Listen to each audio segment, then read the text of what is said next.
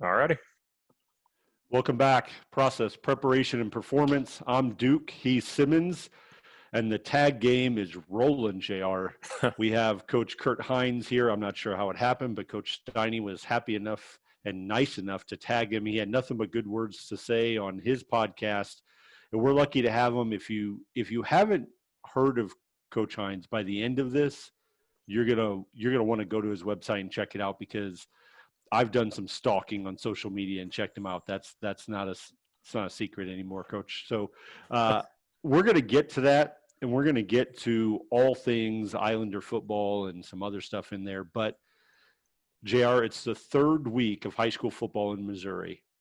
Yeah. We have a certain amount of teams that have opted to play in the spring and some that are playing in the fall.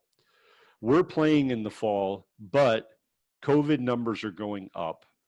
They're going up all around. The White House just called out the county right above us. Really, the White House called out the county, one county north, where our primary rivals are. And things are going crazy. We have coaches gathering to protest and get petitions signed to let them play. We have all kinds of stuff going on. But the most interesting news of the day for me, JR, is your bike riding. And the storm that hit tonight, that was incredible. I just got to know, did you get wet? Was it crazy? You texted me and you said, hey, remember, we got the podcast. And I said, yep, I'm 15 miles from the house. I'll be on time. 5 miles from the house, deluge. I have never been that wet on a bike in my life. Like, there was water literally flying out of my shoes. It was until I got over the bridge. If you ever come to Jeff City, look at the pedestrian bridge, because you got some switchbacks, and then you got to ride across the pedestrian bridge, and right there it completely opened up. So by the time I got on West Main, it doesn't matter if you're doing 17 miles an hour, 20 miles an hour. It's a little bit different in the rain, because anything on the road that has paint, you could go down just instantly. Right. And so rolling about 18 miles an hour in a absolute downpour, and I got home, I'd have been drier if I'd have gotten in the shower. It was unbelievable. Was Connie with you? She was. Oh boy! Oh, get her on the show, JR. Get her on the show, because I want to know how that went. She was not happy. By the way, she came to say you the other day. Yeah. The shot works perfect in her foot that you put in, and she got new shoes, so she has carbon fiber riding shoes now, and so she's picked up about another mile an hour. We averaged about 17 on our 30-mile ride tonight, which is a lot of gravel. So, holy cow! I got to get in a race somewhere. I got to do something. So, shout out to the Flyers, even though they lost. I did get my Philly shirt in. That's all right. I love it. I love it. Delano he'll be all fired up. He'll be all fired up. He's been texting us. So, Coach, we haven't forgot about you. He wants to be a co-host. Coach Hines, a guy we had on the podcast, wants to be a co-host so bad. He wants to come on and get back on and make it. And he's just great people. Great people. But JR, I'm going to let you kick this off tonight. Yeah. Introduce our guest. It's going to be an amazing show. We have a preset list of questions, as we always do. But I'm telling you right now, JR, I'm not going to stick with that script completely, because there's already a couple of things I see in his photo from his Zoom thing that I got to ask about, especially because I've read his quotes online. I told you I did a little stalking. I've read some quotes. I've looked at it. So I'm fired up. I'm ready to go, JR. You know, it's awesome, because we've had a couple trips, I guess, virtual trips out here to the West Coast. And I was sitting here tonight, right when Coach come on, I'm like, he is in Coronado. There's pretty famous group of people out in Coronado that train out there.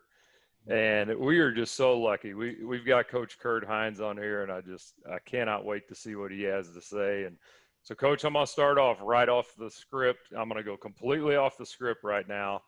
Have you seen the Navy SEALs out there? What is that like? First of all, gentlemen, thanks for having me. It's an honor and a blessing. This is all new and exciting for me. My wife and I are born and raised East Coast, Rhode Island, Massachusetts. We moved out here 5 years ago, and we don't live in Coronado. It's an expensive place to live. We live just over the bridge. But not only have I seen the Navy SEALs training here often, I'm blessed to have a good number of assistant coaches who are. One gentleman I just hired on staff who trains Navy SEALs. Wow. I Whoa. mean, the guy's legit. You know, he's coached for years at multiple levels. I have an assistant coach who's retired FBI, but a lot of active and current military, Navy, Marines on our staff. So we're blessed. We're blessed. That's unbelievable. We had a baseball player here at Jeff City. He went into the SEALs and he was training out there in Coronado for a while. Was training some. I don't know where he is now. I've kind of lost touch with him, but they're on a different freaking level, man. It's just Absolutely. I got to tell you, so our field, when we're standing on our football field, I can stand anywhere on our field, look down the road, and we see downtown San Diego. There are so many times throughout the season, practice games, where you're in the middle of practice or a game, and you're yelling and screaming, projecting your voice, and then some Black Hawk type vehicle flies over you, and it's just my first time, like a complete idiot. I tried to out talk that. I'm like, you're not gonna win, you know. And for the first year, we had some massive, I don't know what they were, but impressive machines fly over us. And one of my players goes, "Coach, you know what that is?" And I thought he was asking like what type of vehicle it is. And I'm like, "I got no idea." He goes, "That's America." I'm like, "Yeah, America. It's a beautiful place." The fact that we have one island, one town, one team. It's a blessing to coach here. I tell you, if people watch the video, but if you're just listening to the audio, Coach Hines looks like he could carry some serious weaponry there. He's ripped. I mean, he looks like he's been out there training with them a little bit. I'm going to owe you and some other people some money here. It's from the waist up or from the chest up. I feel good. You know, that midsection is not pretty. I'll leave it at that. But I shouldn't say that because someone's just listening. That's awesome. So, That's Coach, I'll start us off. Go ahead. Yeah, that's why I just tilted my screen because I was feeling a little intimidated. I was like, "Whoa, wait a second, hold on. Let me tilt this thing just a little bit so we can't get like the whole shot here." That's all right. Sorry, JR. Oh, you're good. I got the leg muscles now from riding. I've given up on the Bowflex for the last 2 months, so I'm like, I guess, waist down. We could put us all together. We'd have a hell of an athlete here, real quick. There you go. So, Coach, I was reading your bio, and something that stuck out to me really quickly was that you mentioned it is about people. People are the key to everything, and I agree with you 100%.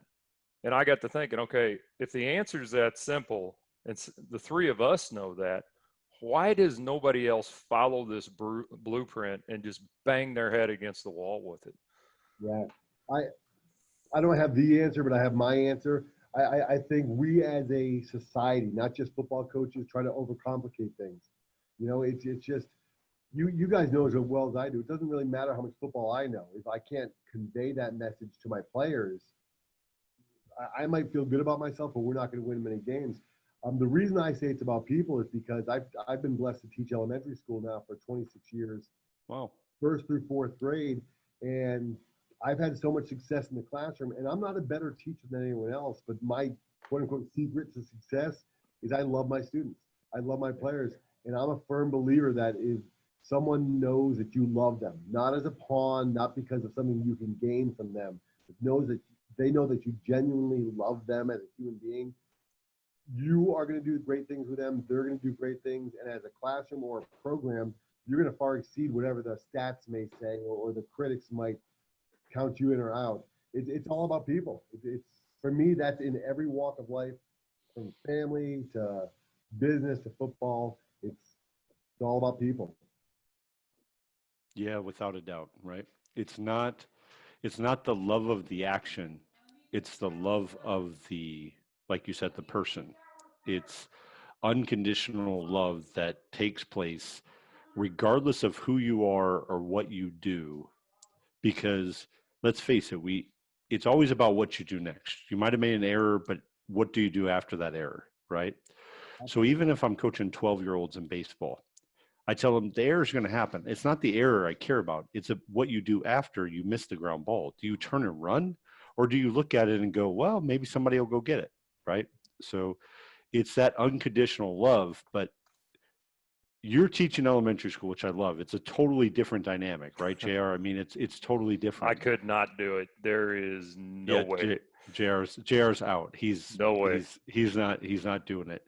So tell me this, Coach.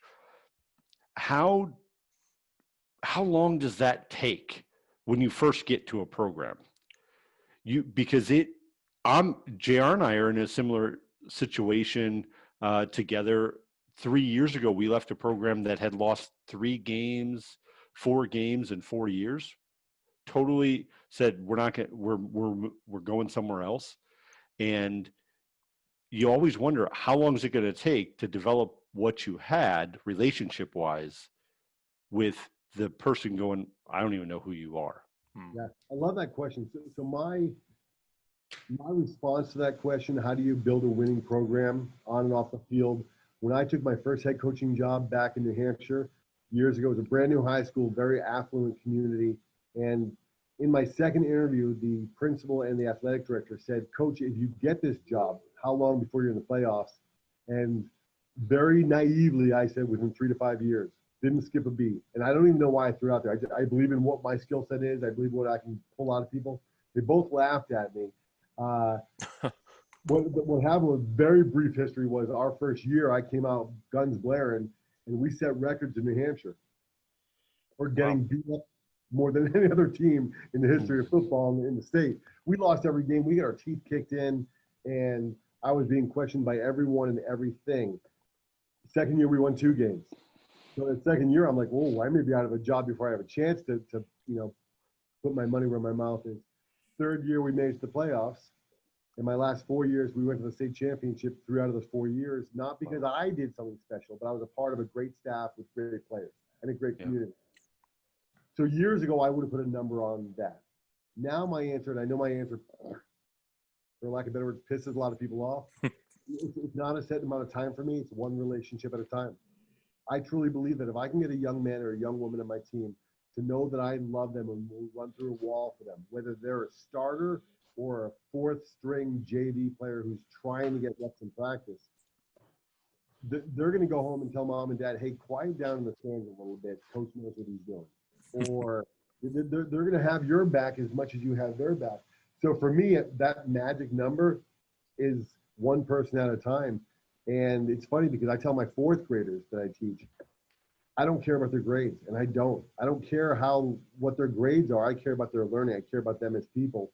And for me, it all stemmed back to 7th grade. Math was my worst subject. I was horrible at it. Yeah, horrible at it. And I had a 7th grade math teacher, Mr. Nick, who used to sit on his desk at the beginning of every class for maybe 5 minutes. And I remember to this day, sitting there as a 7th grader, thinking, he cares. This guy cares about me as a person. And it changed the trajectory of my life forever, because I remember that's the first time I thought to myself, I want to do that. I want to have an impact on people's lives. And that was the first time as a mediocre student at best that I thought I want to teach. That and the money, because obviously you make a lot of money. I'm with you on the math thing. When I was in high school, I hated math. Yeah. But I got to college and I thought, I really want to understand trigonometry. And so I took trig. I had a great teacher who said, nobody's really taught you how to do it correctly. He goes, just do what I say, it'll be fine. And I've never had any issues with it since. But like you said, it takes one person. That's all it takes, is just that one relationship. So I'm going to play a little devil's advocate with you here. So let's say a coach gets hired, turns a losing program, say a perennial loser, into a winner. And then after 5, 6, whatever years, he moves on, and that program immediately goes back to losing again. So my question is, how can that be a culture thing when it doesn't sustain itself for any period of time after supposedly, it got fixed? I'll be really curious how you kind of explain this to us. Yeah, and once again, and I'm a firm believer that I'm an expert in nothing, but I'm passionate about everything. Truly, I'm not an expert in anything, but I'm passionate about a lot of things, and I'm wrong about a lot of things. I think too many of us, and I've been guilty of this myself, is we find a cool saying, a cool slogan, we slap it in our locker room, we slap it in the weight room, we put it on our T-shirts, and we still do those things. But then we leave it at that and we say that's our culture. And I think culture is a fluid thing that doesn't have a beginning. Well, it has a beginning, has no end. Has no end. I'm a firm believer that culture it's an action. It's a verb. It's something you've got to live out every day. Quick little example was years ago, and I'm still very immature, but when I was even more immature, when I was a head coach in New Hampshire, I would miss one practice a year. And it was during those parent-teacher conference nights that I couldn't miss. And I would ask my trusted, certain staff members you're closer with or whatever, and I would say, hey, text me or call me after practice, let me know how it went. And inevitably, I would get the same answer from both coaches. Different conversations. Coach, it wasn't the same. It's just not the same without you. And I'd pretend like I was upset. I'd hang up the phone, but inside, and I'm not proud of it, I'd be like, yeah, dang straight it's not the same. I'm not there. It hit me. I was speaking at a coaching clinic a few years ago in Mississippi. I think it was Mississippi. And somehow that similar question came up. And I was flying home on the plane, and I thought, this plane goes down. There was a little bit of turbulence. As much as I love my wife and 4 kids, my wife is my best friend. When I die, if I die before her, I want her to find another husband. I want her to thrive. And I thought about it. I'm like, listen, we always talk about football being a family. If I truly love my football family, I want them to thrive when I'm not there. And I told my coaches from that day forward, and I tell them now, if I'm not there, and it almost never happens, but if I'm not, make me jealous. When I call you and say, how'd it go? Say, coach, best practice ever. Because that'll eat me up inside. I'll be like, wait a minute. But I wasn't there, So I think culture is something that is not a one and done, build it.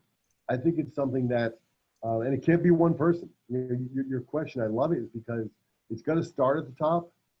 But then I think once it starts at the top, it's going to be that foundation from the freshmen on up through the seniors and a fluid. It's going to be coaches that buy in.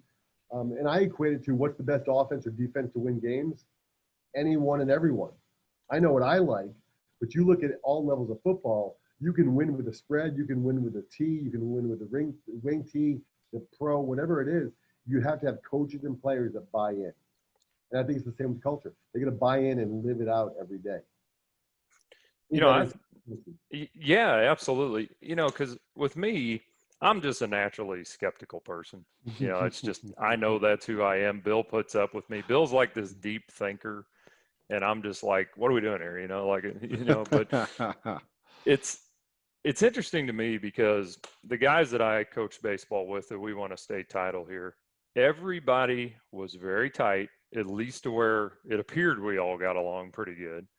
Everybody knew what the hell they were doing.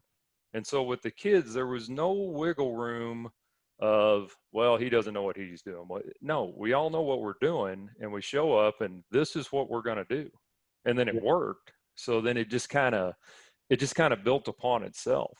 So this one might be a loaded question. I've seen this book. I haven't read it, but it's called Culture Over Scheme. What's your opinion of, can culture overcome scheme, or do you still got to have some scheme regardless of what's going on here? You threw me a curveball with the last part of that question. I'm a firm believer in culture over scheme. That being said, coaches have to know what we're doing. We have to know our trade. We have to know our skill. Every so often you see certain coaches that have success, and you get to know them, and you're like, this guy has no idea what he's doing. He just landed a great job, and they've got some studs there. Yep. Yeah, I don't remember the gentleman's name, but gosh, probably I've coached high school football. This is my 23rd year. So probably 5 years into coaching, I went to a Glacier clinic back in Rhode Island, and it was a special teams coach for the Giants. And he started off by saying, you high school coaches here are the most gifted and toughest and coaches I know, and the ones, I thought he was kind of just blowing smoke up our, where's for a little bit. But he's like, listen, at the youth level, not a lot of parents expect a lot. At the collegiate and professional level, you're dealing with some of the best athletes in the world. At the high school level, we have state champions, state caliber players, and we have players that can't put their helmet on straight. So we have everyone in between. So I think culture definitely defeats strategy, as long as the caveat is coaches have to know what we're doing, And I just wrapped up a coaches meeting for our guys, we're getting back together with our players in California. We kick off our season December 12th. Yeah. So we're allowed starting Monday to get back with our players on a limited basis. And I asked them, some of the coaches are new on my staff. I said, you guys have all heard the saying ABC, always be coaching. And some had heard it, some hadn't. I said, I hate that saying because I used to, for years, overcoach our players. You know, I would make sure every defensive back took those 3 read steps, did the T-step, and spent countless hours on the T-step until I coached a young man who just didn't do the T-step well, but his turnover and his go-get-it, mentality was best. And I realized I can't overcoach him. So we have to know what we're doing, but I think strategy is important, but culture can trump that. Makes sense. You have to know what to coach and when to coach it. Yeah, and for me personally, I love to talk, but I need to know when to shut up and just let them play. Right. Yeah, and JR probably doesn't remember this, but I was a few years ago, I was coaching one of my kids' teams or whatever in baseball, and we got to an all-star team. So it was a collection of all the best kids from each team, and we were going into a tournament. And I remember JR telling me, don't change anything, just hit them a ball and let them play. Don't try and do anything. You're just there to make sure they show up, basically, right? Because they're going to do what they do. That's why they were selected to be there. You may give a tip here or there, but otherwise shut up and let them play, kind of thing, and I remember him telling me that. But what you said, Coach, is really something that I believe in, and that is direction comes from the top down. Revolution comes from the bottom up. And if you really want that culture, you're right. Your coaches have to buy in. Whoever's helping has to buy in when you're on the rectangle for football. But if you want that culture to become something that is self-sustaining, it's got to be the kids who take care of other kids and say, this is the way we are. This is the way we do it. And one of the most powerful things I've ever seen is we were at a school and each senior had a trading card, like a baseball card, but it was a football card. And on the back of each senior's thing was some stats, but then it had one word on it. One might have been accountability. One might have been responsibility. And those kids were giving them out to the younger kids who were in like 3rd, 4th, 5th grade. And these kids are just eating it up. They're like, look at so-and-so. He gave me his card. I might get a card one day. And he told me that I have to take responsibility for myself. That means I have to be ready to go to practice myself. Mom doesn't have to get my stuff together. And I was like, boom, done. Like, I'm like, it's the ease. I was like, just what you said. I'm like, Bill, shut the hell up and let other people do something, and you don't have to do everything. So with that being said, Coach, you've been in this a long time. You already said that. And you said something that I believe and JR believes all the time. We don't know stuff, so let's not act like we know it, because kids will figure it out. But we're willing to go figure it. We're willing to go learn it, right? So what is it that you tell a first-time coach who's going into that head coaching interview? What is it you tell him? He just got his first head coaching job. You've been in it a long time. You're well respected. What advice? He calls you on the phone. He gets your number from, me or JR. We post it or do whatever. No, I'm just kidding. We post it, do whatever. What is it you tell him when he goes, hey, man, I'm scared as hell, but I'm excited as all get out? I think one of the first things I tell coaches is to know your why. I've known coaches who, and they'll admit it, and it baffles me that their only why is they want to get championship rings. And the same coaches lose their wedding rings. Or That's good. I love that. It's sad but true. But I've known in my 23 years coaching 3 different head coaches who, because of their braggadocious, hey, my wife knows she's a football winner during the season, are now looking at an ex-wife and not seeing a kid. Yeah. And I'm a firm believer that you can win championships and still put your family first. I'm a firm believer in that. I think one of the biggest things is know your why. And then, because for me, knowing your why.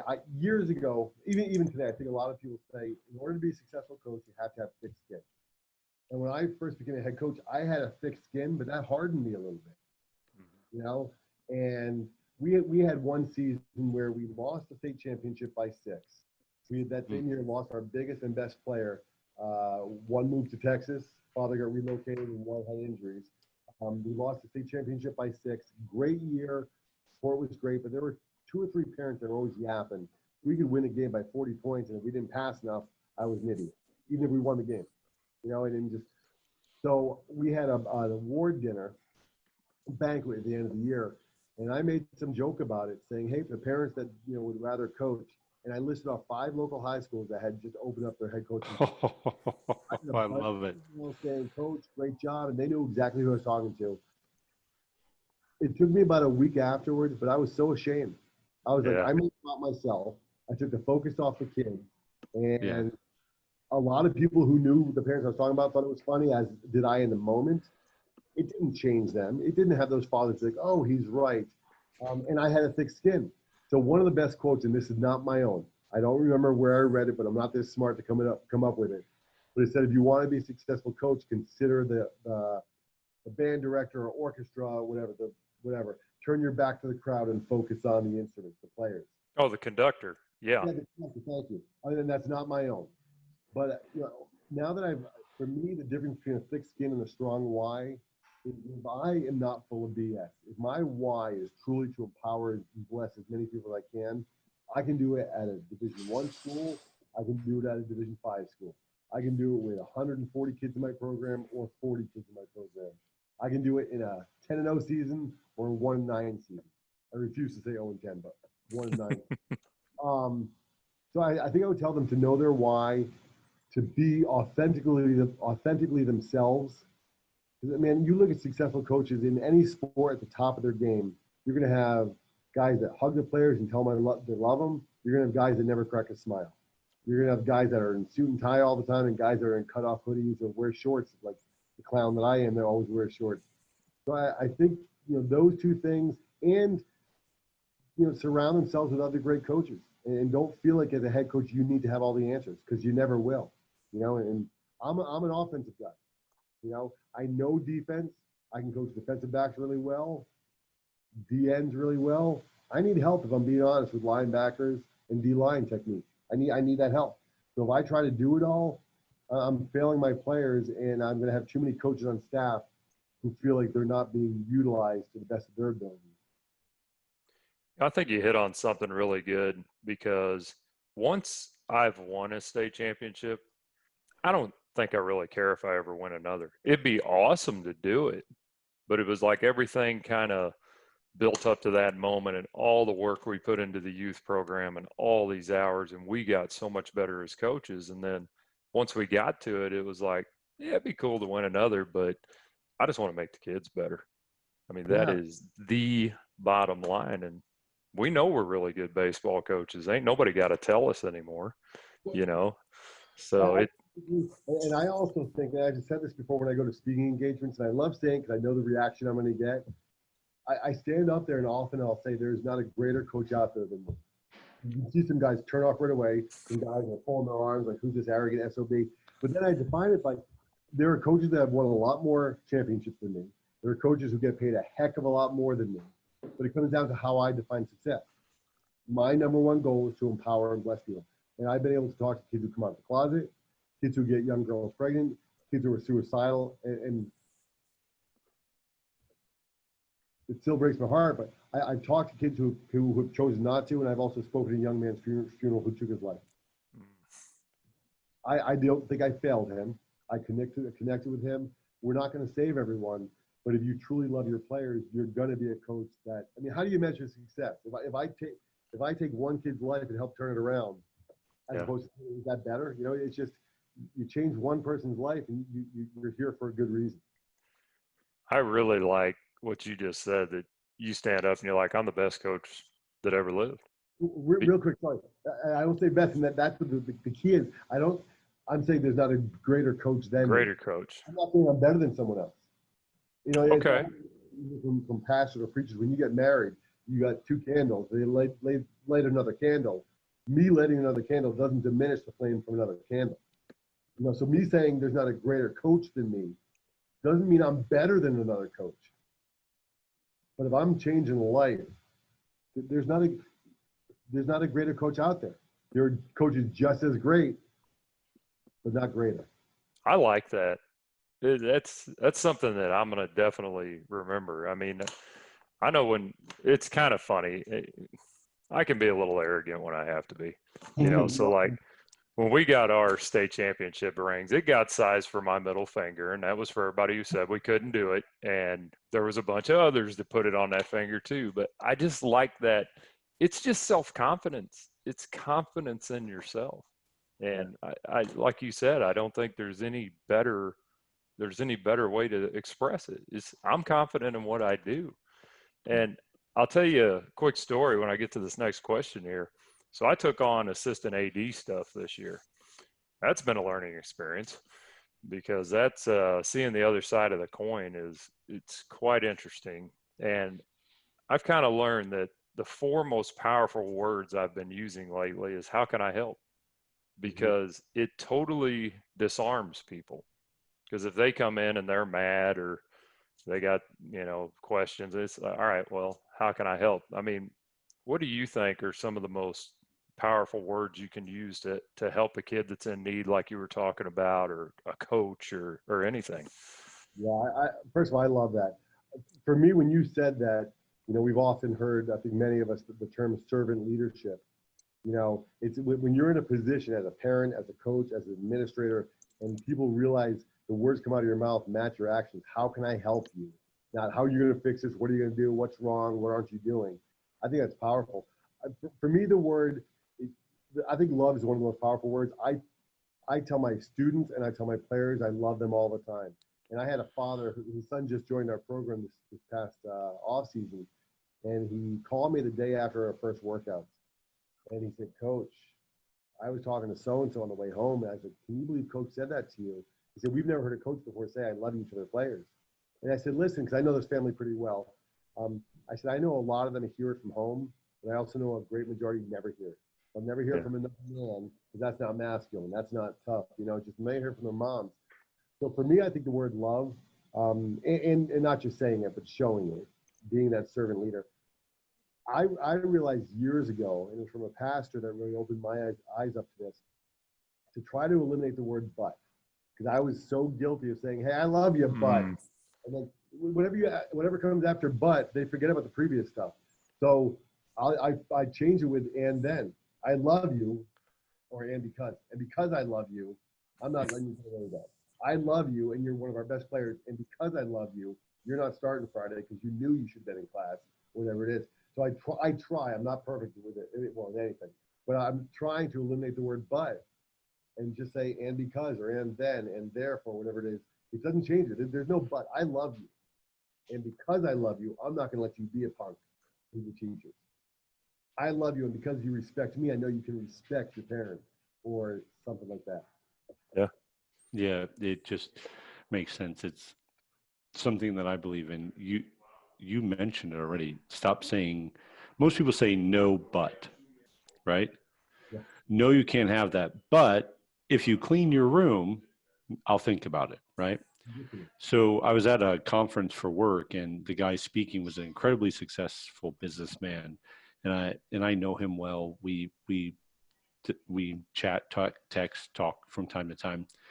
And at the conference, he made it very clear. He said, "Stop saying but or no but, and say yes and." And if you say yes and you watch how people change to that, because it shows that you're willing to help, you're willing to interact, you're willing to give up something you're doing for them. The whatever comes after the "and," they're all for, because you said yes, and I think we're going to do this, this, and this, right? Or yes, and by the way, can you stop by on Tuesday because we can talk about it more, or do whatever, So I think it's just a matter of changing people's mindset, right? It's a matter of taking away all that negative crap and trying to just go, look, we're all here for the same purpose, right? Eventually.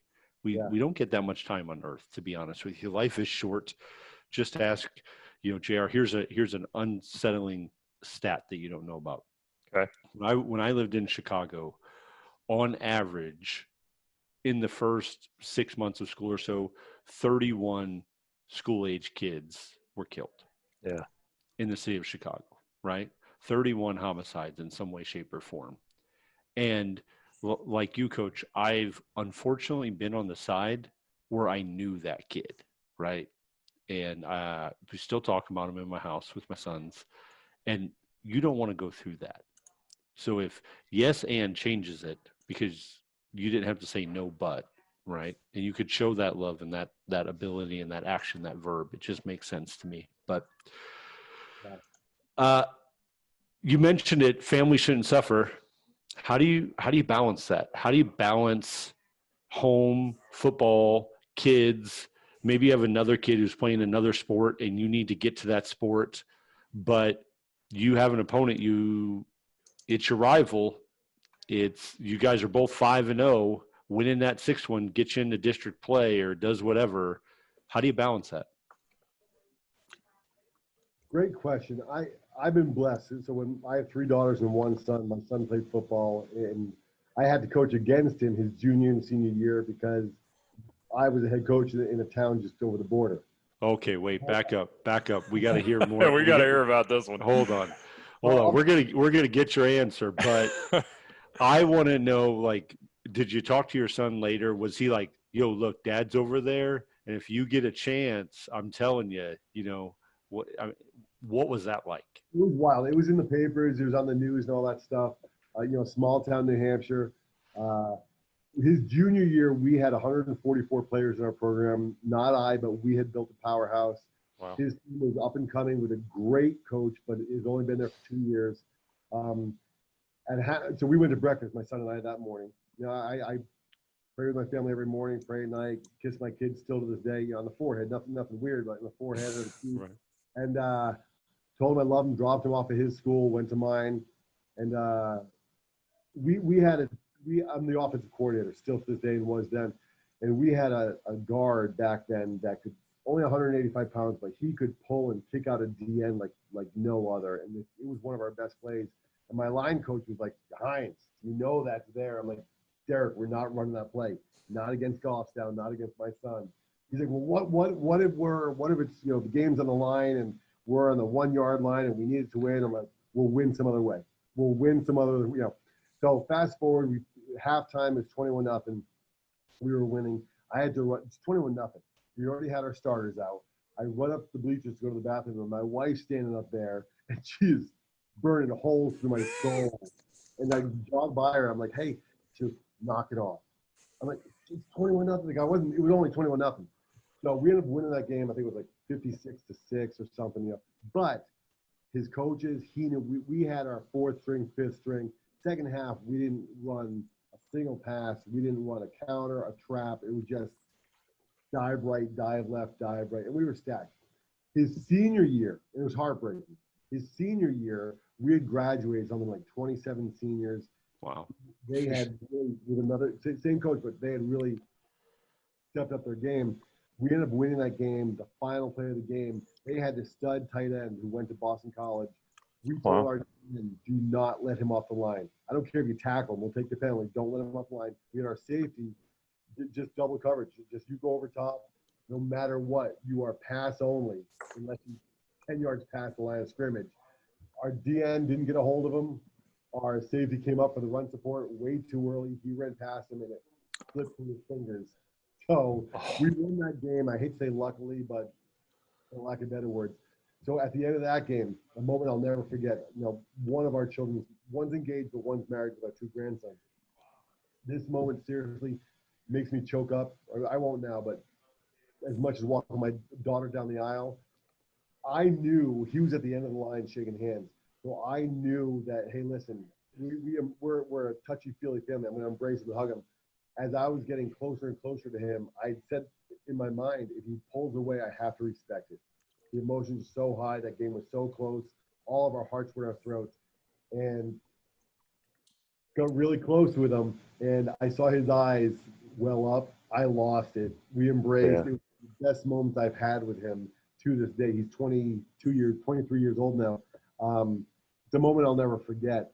So that was heartbreaking. I even so heartbreaking. I even forgot the question you asked originally. Yeah.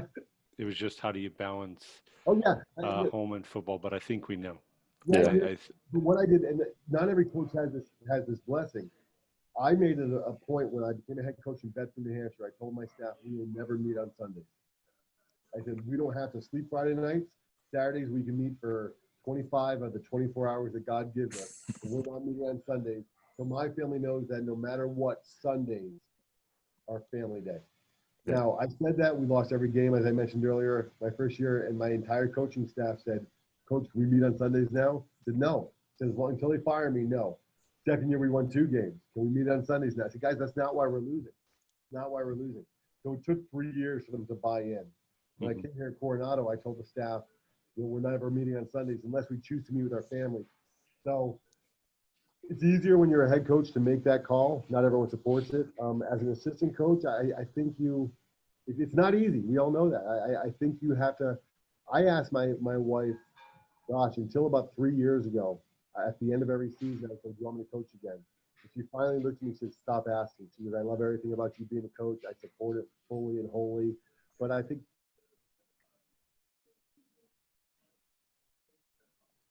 might have lost him a little bit, JR. I love being called coaches as much as I love being called hon by my wife, dad by my kids, and papa by my grandson. But I don't ever want my wife or kids or grandkids to regret or resent, rather, the game of football and me coaching. So I think communication is one of the biggest things.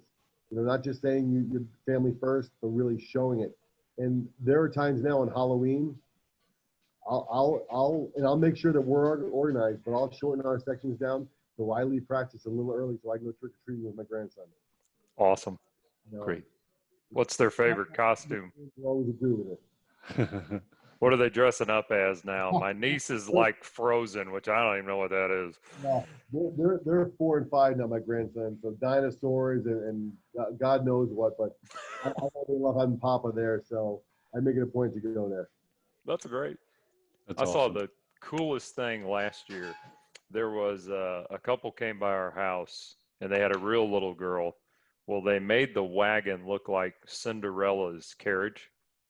And so they had it all decked out. It was the coolest thing ever. It was like, man. On a side note, but unrelated, well, somewhat related. Last year, one of our practices fell on Halloween, and we couldn't stop the practice. We were going to end a little earlier. So I am telling the players, I said, listen, we're going to be in helmets only. It was a Thursday, so typically we don't bang on Thursdays anyways. I said we're also going to have a costume contest. The 3 best dressed up don't have to do conditioning, and the kids loved it. And you know what's funny? Some of my coaches, and I love our staff, but 3 of them were like, Coach, this game's big, and this. I said, listen, these are high school young men. They still want to have fun. We had one of our best practices ever because they were laughing during stretching, they were fooling around. But when we said, hey guys, these 10 minutes we're going to focus on offense, or 15 minutes, let's not screw around, let's be focused. It was one of our best practices we had, and we ended up winning that game, not because of it, but it didn't cost us. It helped, yeah. Yeah. There's a thing they do here in Missouri and other states called the polar bear plunge. I'm going to tell you the craziest costume I ever seen because everybody goes as something. So there was a bunch of us went as the dead presidents. So I was always Nixon. So I had a Nixon mask, had like a mint green sport coat. But here was the best one ever. There was these dudes, and we did this down at Lake of the Ozarks. They dressed up as the Hooters girls. And not only was that funny, but the one dude had a can of Skull in his pantyhose. It was the funniest thing I've ever seen in my entire life. It was just crazy. So, Coach, my last one for you here, I want you to talk about your school, talk about your staff, talk about your kids. I've got vision of sailboats going by, the Navy SEALs, out on a paved load doing fast rope training and all this. Talk it up a little bit. Yeah, I love our program. So I left Bedford, New Hampshire. We had 144 players. Came to San Diego. I was an assistant coach at a different school for 2 years. When I came here 3 years ago, I just wrapped up my 3rd year as head coach. Obviously, heading into my 4th. We had 47 kids in our entire program. freshmen through seniors. My mind was blown. I was like, wait, this is California football. What's going on here? Uh, we and two of my coaches on staff, one had been here for 18 years, one for 8, had applied for the head coaching job. So I didn't know if they were going to stay on. They did.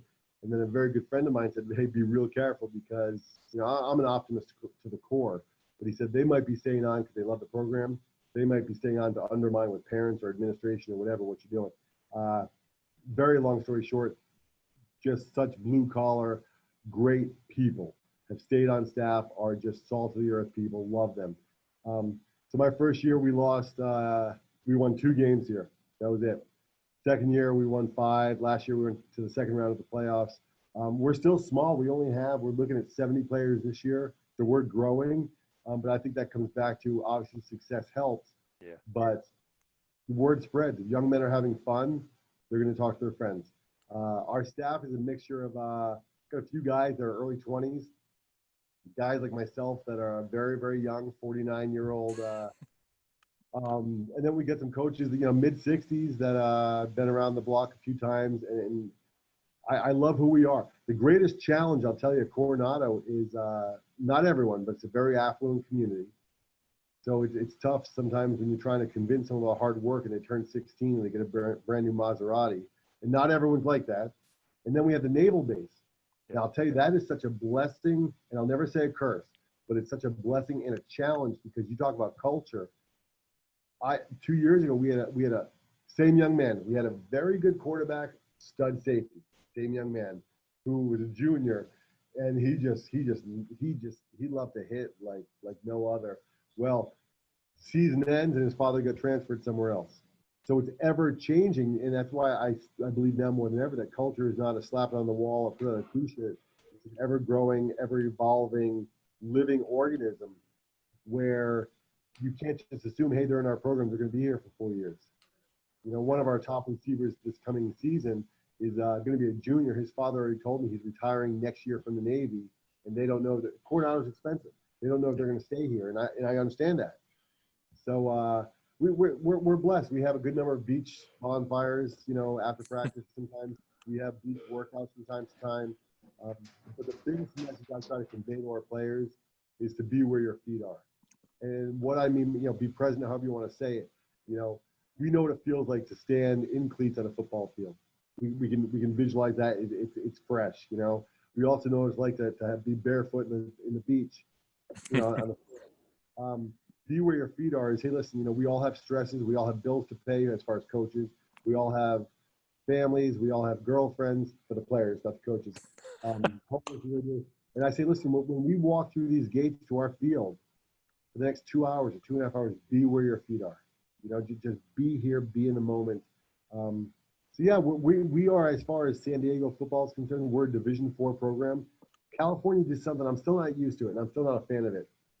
They do this thing in Southern California where they have Division I, which is the highest, Division II, III, IV, V, I think 6. But what happens midway through the season, Division I breaks off to the open division. So they take the top Division I teams, and then now you're in the open division. Okay.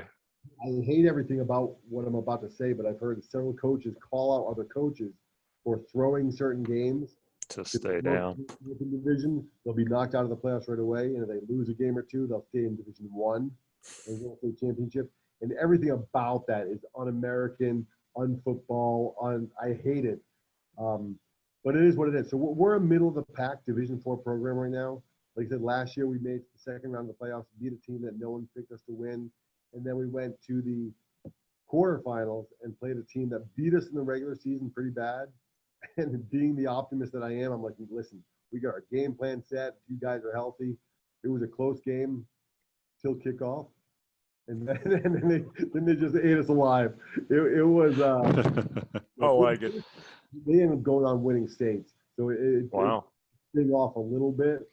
But I love everything about us. And that's, once again, I think as coaches, if we buy into our own players and don't focus on the logo on our shirt or the division of our school, man, if you're in it for the right reasons, you should love every place you coach at. And well, sometimes in certain coaches, you leave because you don't like their philosophy or what they're doing. But I love everything about us. Yeah, that's awesome. You know, one thing you said, JR, and Coach, you mentioned it in context is I'm fortunate now to coach with one of the winningest high school football coaches in the state. He won 7 state titles in a row. Okay. Um, and it was interesting. He was at practice the first or second day with the kids and, you know, telling them his story. And he said, listen, I'll tell you, after I won the first state title, I was sitting in the stands watching the next game, writing down my roster for the next year. And after I won the second one, I realized it doesn't fill you up. Right. It doesn't, that's not what fills you up. He was, now I get texts from kids who I coached for 6 months who want to know how it's going and all that kind of stuff. And you're right. That's what does it. It's people, it's relationships, and it's adding value to someone else's life at some point in time. And it may not be immediate. It may be down the road. And that takes me to your quote, Coach, that I read on your website. Don't confuse movement with progress. Rocking chairs are constantly moving, but rarely, if ever, make any progress. Sure. You can, like JR said, I'm a deep thinker, so I would go on like an 8-page dissertation about that. But what I like about it is it's effective, it's short, it's sweet, it's highly understandable, and kids can relate and go, I understand what you mean, Coach. I got you. We're going to be okay. This has been incredible, JR. We got to find some time during the season when Coach hits season to do a part 2 at some point in time. For sure. But you know what I want to do, JR? I want to talk to some of his players out there. I want to talk to some of these guys. I want to That get can them be on. interesting. You'll find out who I really am. Yeah, we want some of his players on here. We got Zoom. We could put like 100 people on here, Coach, so we can get your entire team on here one night. Whatever your rivalry week is, we'll get them on. We'll get them on. We'll get it rolling. We'll get them fired up. We'll get them fired up, man. We'll get them going, baby. We'll get them going. But, Coach, the oldest game in the book is tag. You've been it for, I don't know, 45, 46 minutes, something around there. I'm not keeping track, I'm guessing. And the objective of the game is to not be it anymore. Yes. So if you would like to tag someone else to be on this podcast, and you have to know them, okay? You can't just tell me, oh, I would like President Trump. Well, that's great, but do you know him? Can you get him here? And they are on a bucket list that JR and I have. We're going to send money to your charity of choice. It can't be Islander football, though. I got to tell you that it can't be that. It's got to be. It's got to be something else. We'll pick something else. Tag, you're it. You're going after one guy. They're on a football field. You got to go get them. You got to track them down. Who are you gonna tag? I'm going to tackle him. He's a lot bigger than me, but I'm tackling this guy, Corey Proctor. Okay. Corey Proctor actually doesn't coach now, but connected with me at a speaking event. Said he was going to come listen to me, and I was like a 13-year-old schoolgirl. I'm a huge Cowboys fan. Okay. He played center for the Cowboys for 6 years. Wow. And I said, what are you speaking on? He's like, no, I'm just going to come hear you speak. So I was all giddier than I'd like to admit. Wow. We met up at the Dallas-Fort Worth airport. I'm not small, but this guy's a monster. Got the same rental car, and man, we looked like Dumb and Dumber. My wife told me, I don't know what it was, but it was like a little match. My knees were by my ears. I was like this, and well, we spoke in that car for about an hour and a half about faith, family, football. He's just a salt of the earth. Like I said, played for the Cowboys for 6 years. Strong, loving man with tremendous experience in life, in business, in football. So I'm guessing he may not be on your list. So. Oh, you don't know. You don't know. We'll take him. We will tell you off air if he is or he isn't. Because the foundation, it's the Coach Hines Surf and Turf Burrito Foundation. Just kidding. Nice. I got it. What is it with burritos in California? I don't know. We got the desert. We got burritos. What was the other thing we learned on one of these? It was something where I was going. The stories are endless, Jared. Oh, the rodeo clown. Oh, the rodeo clown. That was a whole nother adventure. Naked guys walking down the highway. I mean, it's just been ridiculous. Coach, you've mentioned it a few times, and it's our podcast, so I'm going to ask. JR's never told me to not ask, so I'm going to ask. Favorite Bible verse? Yeah, John 19:30. Tell us. I should back up. I am not a scriptorian. The reason I know that so well is I teach fourth grade at a private Christian school. Okay. And I'm gonna paraphrase, which I know you shouldn't do with Bible verses, but something to when Jesus had received the sour wine, he bowed his head, gave up his spirit, and said, "It is finished." And the reason I love that is because I tell my students that, in my opinion, the Bible is the greatest love story ever written. You know, Jesus didn't die on a cross because he was forced to. He chose to give his life. And I think as coaches, if we can choose to selflessly serve others, if we can choose to give our life for a greater cause and not just a greater piece of jewelry on our finger, but to win the hearts of young men and young women, then I think we're living a great life. Yeah, I like it. God bless you, man. God be with you and your family. And whew, he better be good, Coach, because this is going to be a good episode. So if you you tagged him, we appreciate it. JR, I don't know, man. I say this all the time, but we're just two dudes from mid-Missouri. How this happens to us, I have no idea. It's Thursday night before game day. I'm pumped, and we don't play for 22 hours or something like that, so I'm going to have to calm myself down a little bit. Coach Hines, let me tell you something real quick. So Coach Duke and I have known each other, 7 years? A long time, yeah. He is really good at talking me into things I really don't want to do sometimes. So I love it. It's pretty funny. We get along pretty well. You can cut this out if you want or whatever, but it's almost a sickness. Thursday nights, I don't go to bed, and it's not on purpose. I can't sleep. I go to bed with my wife usually around 10 Thursday night, 10 or 11. I don't fall asleep until around 2 and get up around 4. Wow. You guys, it's not healthy. It's not good. But how are you guys Thursday nights? We don't sleep because me and him are bad. My wife has me and him on a curfew. It's 9 p.m. There can be no phone calls. So yeah, it's pretty funny. Text. Yeah, right. Text is what we do because usually she falls asleep by 10, and then we talk till about midnight. Yeah, it's kind of crazy. You know, I'm learning. I'm constantly learning, Coach. And I try and use everything that I do as more and more knowledge, more and more information, whether that's experience-based for now or for later or whatever it is. And I can tell you that I don't sleep real good because I got a left hip problem, but I'm going to get that fixed. But it's tough because, and I'm not going to get too philosophical here, but there's so many things I want to do, right? There's so many things I don't want to miss, right? So very rarely will I go to sleep before my children. I got to be dead sick if I'm ever going to go to sleep before them. My wife is an amazing machine. She can stay up and bake cookies all damn night and get up the next morning and be like, I'm like, whoa, look at you, right? But I don't want to miss anything. Right. That's it. Both of you gentlemen, how old are your children now? I have 4 boys. Wow. One I adopted. I was his middle school football coach, and I adopted him and his brother.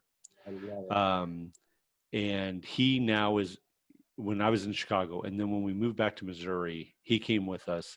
His brother, who we also adopted, asked if he could stay with a family member in Illinois, and we said, yes, that's fine. Since David has come back with us, and trust me, I've learned more from him than I've ever taught him. Okay.